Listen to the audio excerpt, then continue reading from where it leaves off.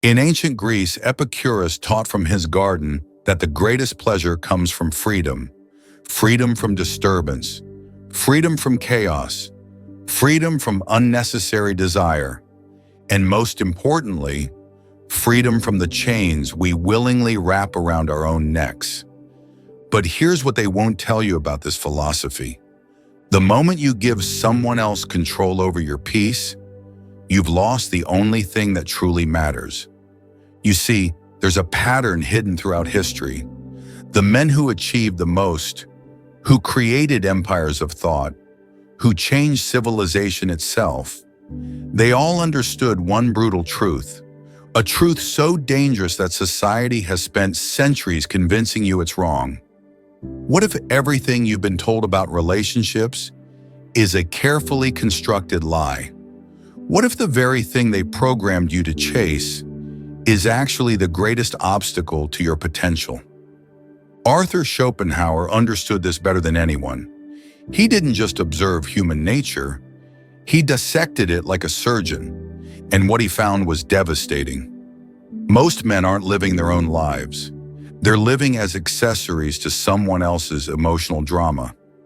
Stay with me, because what I'm about to reveal will completely shatter everything you think you know about relationships, power, and freedom. A man can be himself only so long as he is alone. Schopenhauer. Listen to those words carefully. Not lonely, alone. There's a universe of difference.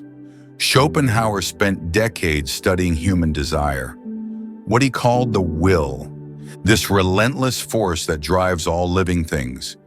And he discovered something most men never realize until it's too late. When you enter a relationship, your will is no longer yours.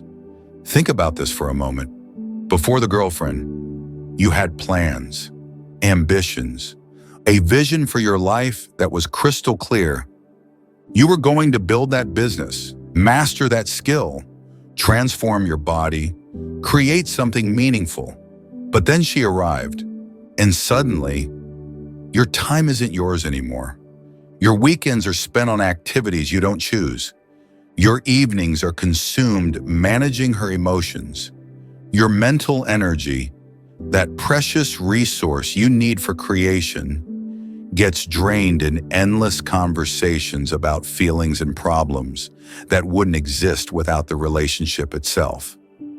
Schopenhauer called romantic love the ultimate trick of nature, a biological con job designed to make you reproduce, while convincing you it's the meaning of life. Here's the brutal truth he discovered. Sexual desire creates an illusion.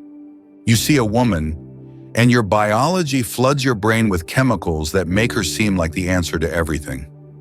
You project onto her qualities she doesn't possess, and you make permanent, life-altering decisions based on temporary insanity. He wrote, "Marrying means to have one's rights and double one's duties." But it's even worse with modern relationships. The modern girlfriend wants all the benefits of marriage, the emotional support, the financial security, the commitment, while maintaining the freedom to leave whenever her feelings change. And you get all the responsibilities with none of the stability. Think about the men who changed the world. Newton, never married. Beethoven, never married. Kant, never married. Tesla, never married. Schopenhauer himself, never married. Coincidence? Or did they understand something about human potential that relationship-obsessed modern men have completely forgotten? When your will serves only itself, when your energy flows toward your chosen purpose without being siphoned off by another person's emotional needs, you become unstoppable. But the moment you enter that relationship, you've accepted a cage. Let me tell you what happened to Beethoven. He fell in love multiple times. Each time his creative output suffered. During periods of romantic pursuit, his compositions became derivative, uninspired, safe. But when those relationships ended, When he returned to solitude, that's when he wrote his most revolutionary works, the Ninth Symphony, the late string quartets, masterpieces that changed music forever. He wrote, "I have no friend, I must live alone, but I know well that God is nearer to me than others in my art." He recognized that his genius required absolute dedication. Your will, your life force, your creative energy, it's finite. Every ounce spent managing relationship dynamics is an ounce not spent building your empire, mastering your craft, becoming who you're meant to be. Schopenhauer identified the fundamental problem with human existence. We are creatures of endless wanting. But here's what he understood that most men miss. Each desire you satisfy simply creates new desires. It never ends. And nowhere is this more brutal than in relationships. At first, you desire her. You pursue, you attract, you win.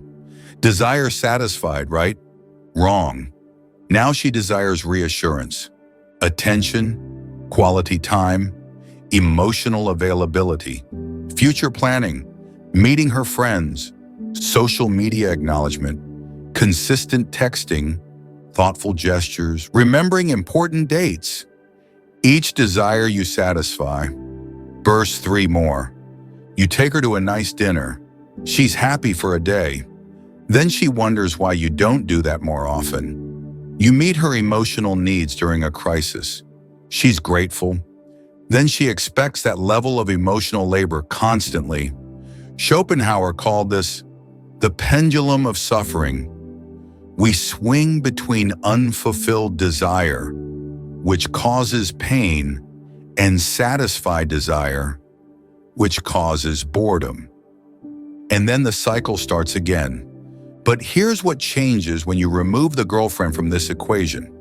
Your desires become your own, simple, direct, achievable. You want to build muscle? You go to the gym, desire satisfied, real progress made. You want financial freedom? You work, invest, build. Desire satisfied, concrete results created. Notice something? Without a girlfriend, your desires lead to actual improvement in your life. With a girlfriend, your desires lead to temporary emotional states that require constant maintenance. One builds, one drains. Schopenhauer spent his mornings writing philosophy that still shapes how we think today. His afternoons, walking alone, reading, contemplating. His routine was sacred, protected, uncompromised. Could he have done this with a girlfriend demanding his time, attention, and emotional energy? Absolutely not. And here's what most men never calculate. The true cost of a relationship isn't just the money you spend, it's the opportunity cost. Every hour spent texting her is an hour not spent building your business. Every evening managing her emotions is an evening not spent mastering your craft. Every weekend doing what she wants is a weekend not spent on your goals. Let me break down the math. Average relationship requires 2 hours per day of direct interaction. That's 14 hours per week, 672 hours per year. That's 28 full days. Almost a full month of your life every year spent on relationship maintenance. Add the mental load. The thinking about her when you should be focusing on work, the emotional processing, the planning, that's another 15 days per year. So we're at 43 days per year, more than a month. Gone. In 5 years, that's 215 days, 7 months of pure, focused effort on your goals. What could you build with an extra 7 months of focused effort? Time is the only resource you can never get back, and you're spending it on someone else's endless desires. There's a story sold to every man from birth. You're incomplete. Somewhere out there, there's a woman who will complete you, your other half, your missing piece. Schopenhauer would have called this what it is, a lie designed to make you weak. Here's what actually happens when you believe you need someone to complete you. You give them all the power. If they complete you, then without them, you're incomplete. If they make you whole, then their absence makes you broken. If they give your life meaning, then they can take that meaning away. You've handed another human being complete control over your psychological state. Schopenhauer lived with his poodle, his books, his routine. People called him bitter, misanthropic, lonely. But was he? Or was he the only honest one in a world of men pretending that their dependence was actually love? He wrote, "A happy life is impossible. The highest that man can attain is a heroic life." What makes a life heroic? Not finding someone to share your weakness with, but developing strength that needs no support, not discovering your other half, but becoming so complete within yourself that you need nothing external for fulfillment. Think about what happens in a typical relationship. She has a bad day. Your mood drops. She's upset about something. You must fix it. She's questioning the relationship. You panic. Your emotional state is now tied to another person's emotional state. You've surrendered sovereignty over your own mind. Schopenhauer called this loss of self. And once you've lost yourself in another person, getting yourself back is almost impossible. Your identity is now boyfriend, partner, her man. But who are you when you're alone? Can you even answer that question anymore? The complete man doesn't need validation from a woman.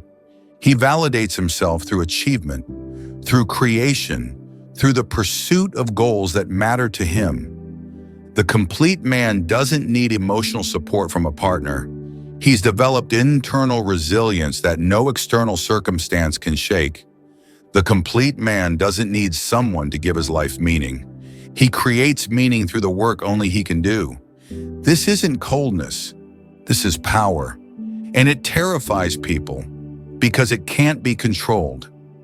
Schopenhauer observed something profound. We project onto others what we lack in ourselves. The man who seeks a nurturing woman lacks self-nurturing. The man who seeks a woman to organize his life lacks self-discipline. The man who seeks a woman to make him happy lacks internal contentment. Every quality you seek in a partner is a quality you haven't developed in yourself. But here's the radical truth. You can develop all of it. You can learn to nurture yourself, to organize your life, to create your own happiness. And when you do, you become complete, self-contained, independent, free. Schopenhauer identified peace as the highest good, not happiness. That's fleeting, but peace, inner tranquility that remains regardless of what happens outside. And here's what he discovered. Peace is impossible when your inner state depends on another person. Think about your typical day in a relationship. You wake up, check your phone. Has she texted? What's her mood? That determines your morning. You're at work. She sends a cryptic message. Now you're distracted. Your productivity drops. You finish your day. But you can't fully relax because you need to be emotionally available for whatever she's dealing with. Your peace is constantly disrupted. Schopenhauer lived deliberately with routines designed to minimize disturbance. Morning writing, afternoon walk, evening reading, same rhythm. Not because he was rigid, but because he understood that peace requires structure. And that structure is impossible when you're constantly adapting to someone else's chaos. Women are chaos, not in a bad way. That's just their nature. Emotional, changeable, reactive. But for the man seeking peace, trying to build something, needing mental stability to create, that chaos is poison. Every day is different. Every mood requires a different approach. Every plan is tentative because her feelings might change. Schopenhauer wrote, "A man can be happy with any woman as long as he does not love her. Why? Because the moment you love her, you've tied your peace to her chaos, and chaos always wins." The single man wakes up knowing exactly what his day will hold. His plans don't change because someone else is having a bad day. His mood doesn't shift because someone else is upset. He has peace, real, sustainable, unshakable peace. And from that peace, he can create anything. Let me explain the neuroscience. When you're in a relationship, your brain's stress response is constantly activated. You're always monitoring for relationship threats, monitoring her mood, monitoring for signs of displeasure. This creates chronic, low-grade stress that wears down your cognitive capacity, your emotional resilience, your physical health. Your cortisol levels stay elevated. Your sleep quality decreases. Your ability to focus diminishes. But the single man, his stress response activates only for real threats. The rest of the time, his nervous system is calm, ready to create, to think, to perform at his highest level. You can't negotiate peace with another person. You can't compromise your way to tranquility. Peace is a solo project. Either you protect it absolutely or you lose it completely. Schopenhauer chose protection. He chose his work over women, his peace over partnership, his philosophy over fleeting emotional connection. People called him selfish, but he changed how humans understand reality. What did his critics create? Nothing worth remembering. Schopenhauer's greatest work wasn't written while managing a girlfriend's emotional needs. It emerged from deep, sustained, uninterrupted contemplation. The kind of thinking that requires absolute solitude, not physical isolation, but mental sovereignty. And that's impossible in a relationship, because even when she's not present, she's in your head, wondering what she's doing, whether she's happy, if you should text her. Your mind isn't yours anymore. Real breakthrough thinking requires silence, not just external silence. Internal silence, the kind of mental clarity that only comes when you're not constantly managing someone else's presence in your psychological space. Schopenhauer would spend hours working through a single philosophical problem. This kind of thinking can't be interrupted. You can't go deep into contemplation and then surface to discuss dinner plans. The switching cost is too high, and relationships are nothing but interruptions. Text messages and phone calls, making plans, processing feelings, each one shatters your concentration. Cal Newport studied the most productive people across various fields. He found that they all protected long stretches of uninterrupted time for their most important work. 4, 6, 8 hours of continuous focus. They weren't checking phones. They weren't available for conversation. They were completely absorbed in their work. Now try to find 4 hours of uninterrupted time when you have a girlfriend. Nearly impossible, because the expectation of availability is always there. You're always on call. And that expectation fragments your attention. Schopenhauer's mornings were sacred, untouchable. Pure creation time.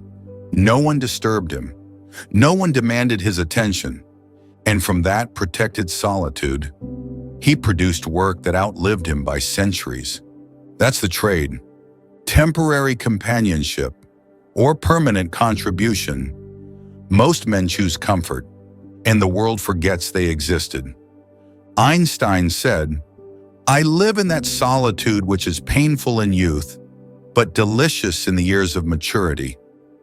He understood that the ability to be alone with your thoughts, to engage deeply with difficult problems, this is a rare and precious gift, and it's a gift you surrender the moment you prioritize relationship over creation.